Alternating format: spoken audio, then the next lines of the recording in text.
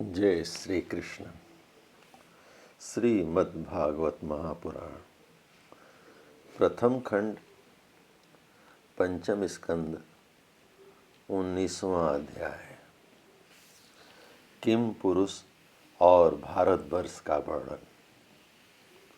श्री सुखदेव जी कहते हैं, राजन, किम पुरुष वर्ष में श्री लक्ष्मण जी के बड़े भाई आदि पुरुष श्री सीता हृदयभिराम भगवान श्री राम के चरणों की सानिध्य के रसिक परम भागवत श्री हनुमान जी अन्य किन्नरों के सहित अविचल भक्ति भाव से उनकी उपासना करते हैं। वहाँ अन्य गंधर्वों के सहित आष्टिसेन उनके स्वामी भगवान राम की परम कल्याणमयी गुण गाथा गाते रहते हैं। श्री हनुमान जी उसे सुनते हैं और स्वयं भी इस मंत्र का जप करते हुए इस प्रकार उनकी स्तुति करते हैं। हम ओंकार स्वरूप पवित्र कीर्ति भगवान श्री राम को नमस्कार करते हैं। आप में सत्पुरुषों के लक्षण शील और आचरण विद्यमान है। आप बड़े ही संयतचित्त, लोक आराधना तत्पर, साधुता की परीक्षा के लिए कसौटी के समान और अत्यंत ब्राह्मण भक्त हैं। ऐसे महापुरुष महाराज राम को हमारा पुनः पुनः प्रणाम है। भगवान, आप विशुद्ध बोध स्वरूप अद्वितीय, अपने स्वरूप के प्रकाश से गुणों के कार्य रूप जागृदादि संपूर्ण अवस्थाओं का निराश करने वाले, सर्वांतरात्मा, परम शांत, शुद्ध बुद्धि से ग्रहण किए जाने योग्य, नाम रूप से रहित और अहंकार शून्य हैं। मैं आपकी शरण में हूँ। प्रभो, आपका मनुष्य अवतार केवल राक्षसों के वध के लिए ही नहीं है। इसका मुख्य उद्देश्य तो मनुष्यों को शिक्षा देना है। अन्यथा अपने स्वरूप में ही रमण करने वाले साक्षात जगदात्मा जगदीश्वर को सीता जी के वियोग में इतना दुख कैसे हो सकता था। आप धीर पुरुषों के आत्मा और प्रियतम भगवान वासुदेव हैं। त्रिलोकी की किसी भी वस्तु में आपकी आसक्ति नहीं है। आप न तो सीता जी के लिए मुंह को ही प्राप्त हो सकते हैं और न लक्ष्मण जी का त्याग ही कर सकते हैं। आपके ये व्यापार केवल लोक शिक्षा के लिए ही हैं। लक्ष्मणाग्रज उत्तम कुल में जन्म, सुंदरता, वाक चातुरी, बुद्धि और श्रेष्ठ योनि, इनमें से कोई भी गुण आपकी प्रसन्नता का कारण नहीं हो सकता। यह बात दिखाने के लिए ही आपने इन सब गुणों से रहित हम वनवासी बानरों से मित्रता की है।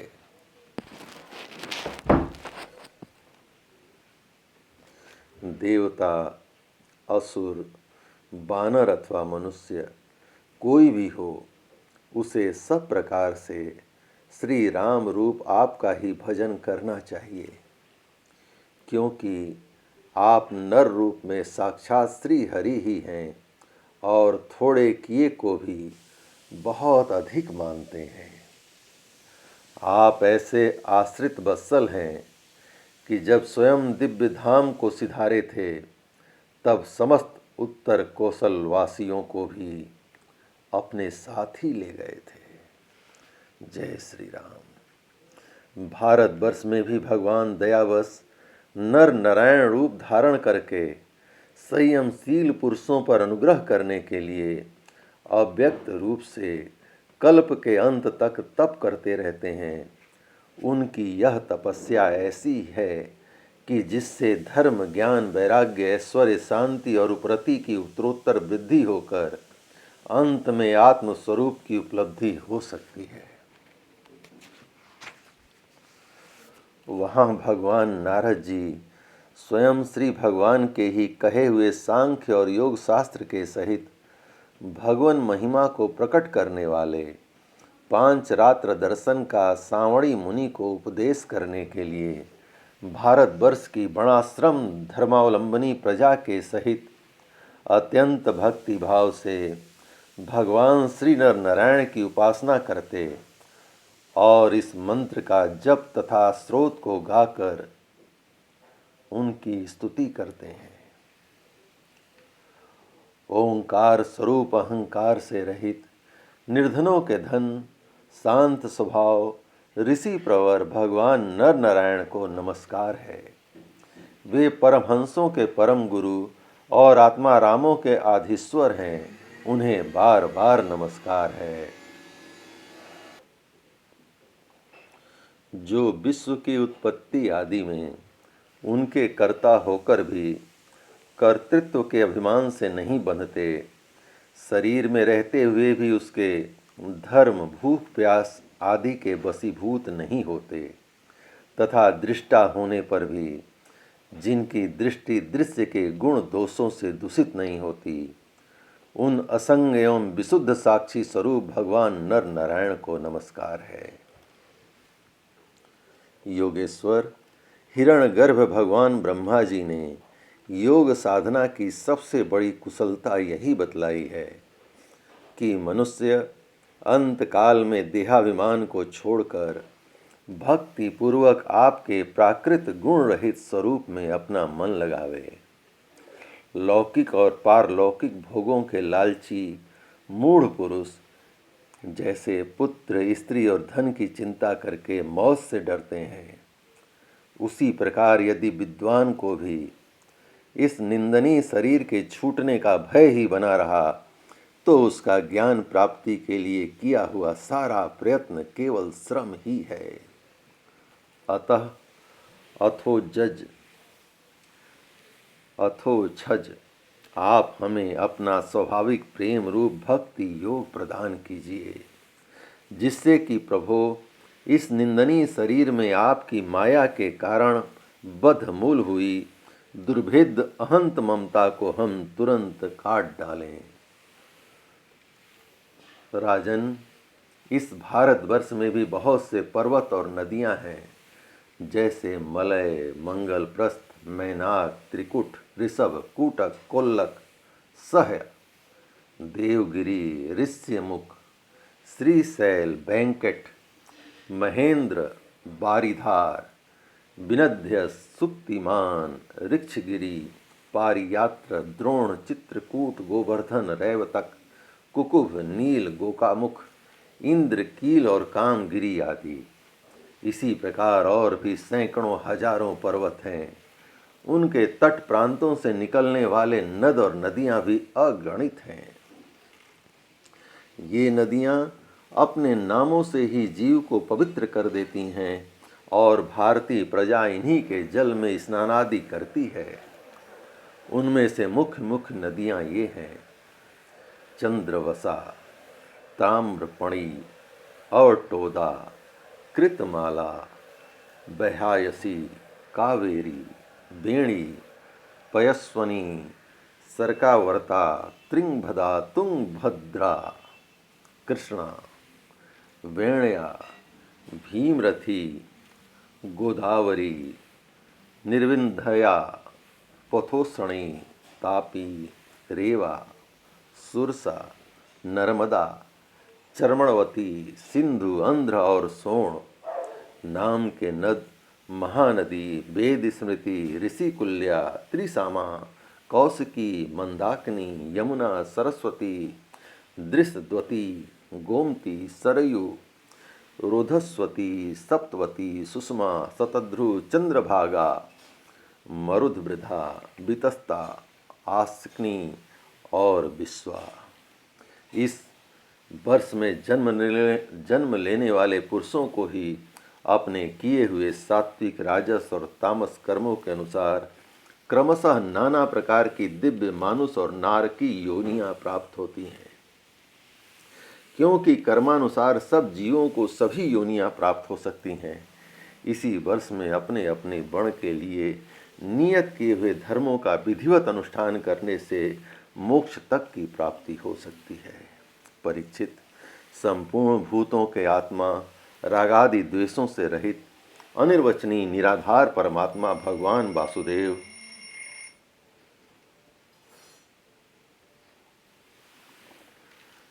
निराधार परमात्मा भगवान वासुदेव में अनन्य अहेतुक भक्ति भाव ही यह मोक्ष पद है। यह भक्ति भाव तभी प्राप्त होता है जब अनेक प्रकार की गतियों को प्रकट करने वाली अविद्या रूप हृदय की ग्रंथि कट जाने पर भगवान के प्रेमी भक्तों का संग मिलता है।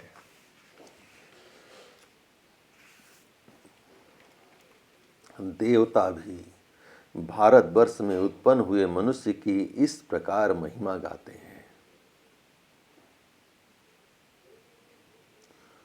जिन जीवों ने भारतवर्ष में भगवान की सेवा के योग्य मनुष्य जन्म प्राप्त किया है, उन्होंने ऐसा क्या पुण्य किया है, अहो, अथवा इन पर स्वयं श्री हरि ही प्रसन्न हो गए हैं।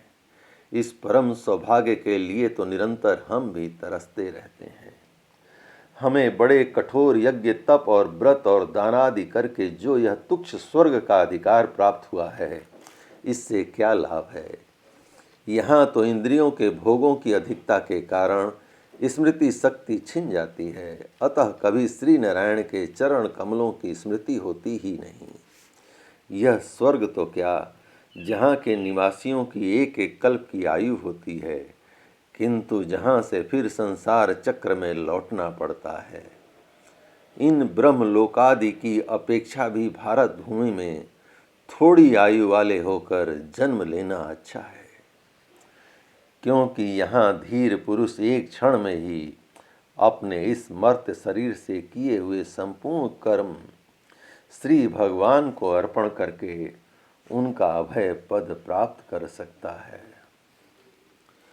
जहाँ भगवत कथा की अमृतमयी सरिता नहीं बहती, जहाँ इसके उद्गम स्थान भगवत भक्त साधुजन निवास नहीं करते, और जहाँ नृत्य गीतादि के साथ बड़े समारोह से भगवान यज्ञ पुरुष की पूजा अर्चा नहीं की जाती, वह चाहे ब्रह्मलोक ही क्यों न हो, उसका सेवन नहीं करना चाहिए।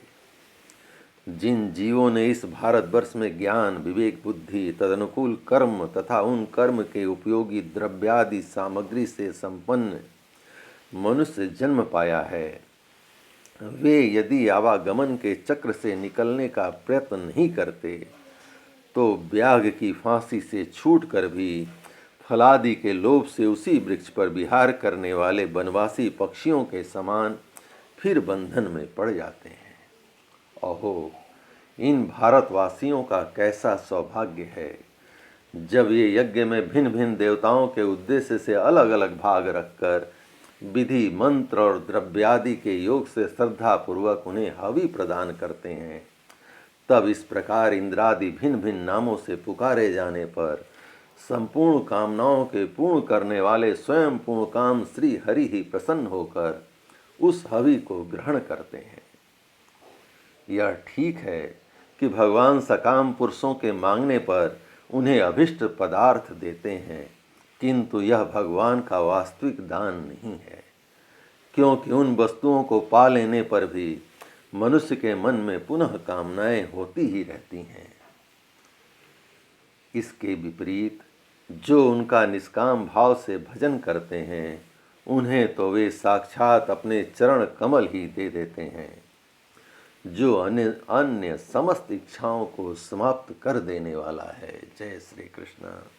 अतः अब तक स्वर्ग सुख भोग लेने के बाद हमारे पूर्वकृत यज्ञ, प्रवचन और शुभ कर्मों से यदि कुछ भी पुण्य बचा हो, तो उसके प्रभाव से हमें इस भारतवर्ष में भगवान की स्मृति से युक्त मनुष्य जन्म मिले, क्योंकि श्री हरि अपना भजन करने वाले का सब प्रकार से कल्याण करते हैं।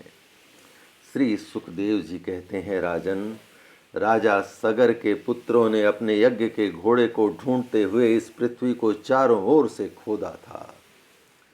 उससे जम्बू द्वीप के अंतर्गत ही 8 उपद्वीप और बन गए, ऐसा कुछ लोगों का कथन है। वे स्वर्णप्रस्थ चंद्र शुक्ल आवर्तन रमणक मंद हरिण पांचजन्य सिंघल और लंका है। भरत श्रेष्ठ, इस प्रकार जैसा मैंने गुरुमुख से सुना था ठीक वैसा ही तुम्हें यह जम्बू द्वीप के वर्षों का विभाग सुना दिया। जय श्री कृष्ण। इस प्रकार भगवान श्री कृष्ण की महान कृपा से श्रीमद् भागवत महापुराण प्रथम खंड पंचम स्कंद का 19वां अध्याय संपूर्ण हुआ। जय श्री कृष्ण, जय श्री कृष्ण।